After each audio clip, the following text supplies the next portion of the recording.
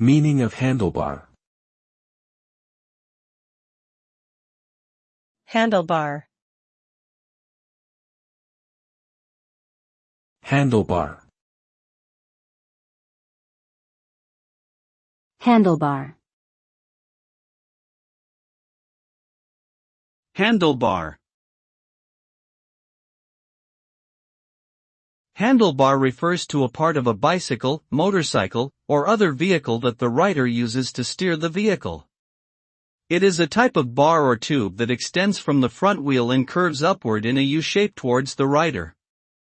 The handlebar provides a way for the rider to control the direction of the vehicle by turning the front wheel left or right. In addition, some handlebars also include grips where the rider can place their hands and brake levers or gear shifters for added control.